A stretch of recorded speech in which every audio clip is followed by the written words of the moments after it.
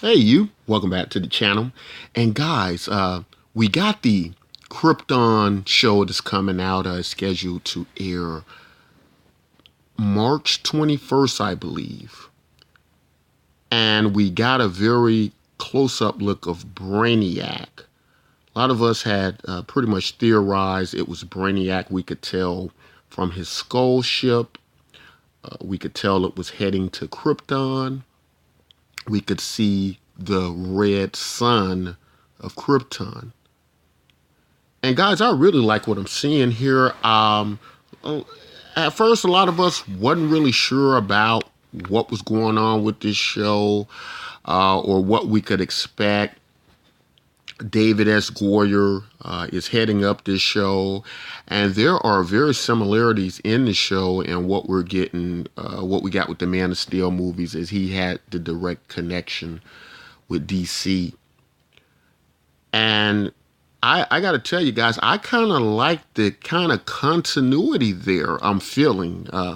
Whether it's supposed to be a direct continuity between Man of Steel, I think it is. I think it's supposed to be like a direct prequel. Don't quote me on that. But the way it looks great, guys. It looks top notch. And apparently here they're going with the Brainiac, that the humanoid version of Brainiac, right? We've seen many incarnations of Brainiac throughout various TV series related to Superman and Krypton. We've kind of seen Brainiac as just a supercomputer, a super AI that ran Krypton, and nobody, anything like that. We've seen we've seen Brainiac as a type of robotic being where he does have a body, but it's just all like a machine. We've seen a Brainiac that looked 100% human, like what we got to see in Smallville. This is probably a most common depiction of Brainiac, where he's this green humanoid alien type being. He has this body. And there are many origin stories as well where Brainiac, I believe the planet that he came from in some origin stories is Colu. There's also more so the story where he's kind of like this ancient AI humanoid that runs Krypton. Then he leaves. Then he comes back. But this is gonna make for a very interesting show, guys, because the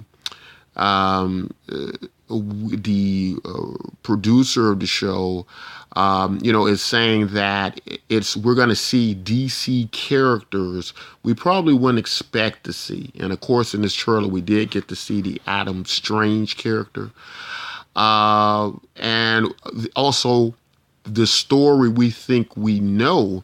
They've kind of hinted off that things may not go the way that we think. We're accustomed to there being this story where we know Krypton is destroyed, and we know that it will go into the Superman story.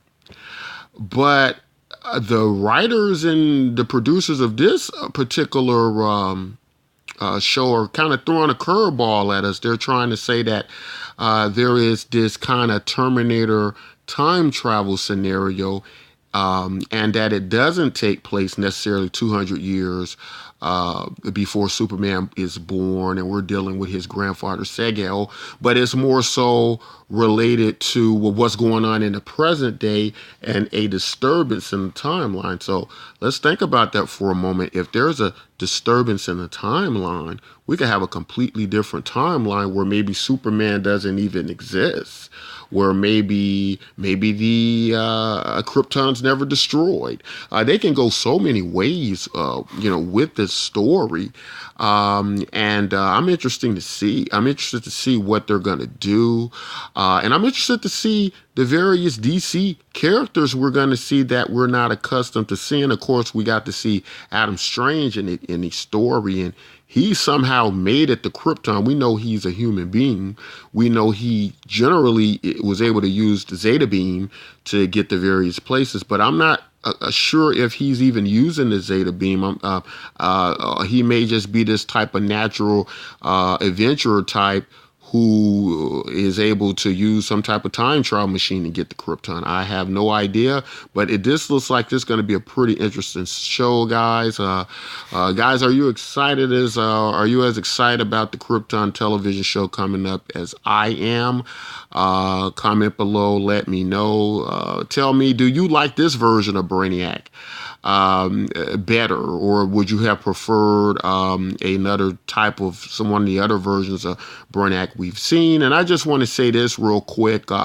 There does seem to also be in the trailer many hints of Kandor with the Brainiac skull ship coming, and we know the story of Kandor, the Krypton city, gets shrunken by some type of fifth dimension technology that where beings like Mr. Mizzleplix exists, right? And somehow in the comics, Brainiac's able to exploit this technology. But I'm hoping that this skull ship is just so big that if they try to go with the story of him trying to preserve Kandor or take it some kind of way, I'm hoping maybe they just go with him taking the entire city. But then again, this technology that exists, in this universe is very advanced. So guys, anyway, tell me what you think. Guys, if you like content like this, don't forget to like and subscribe. And until next time, take care.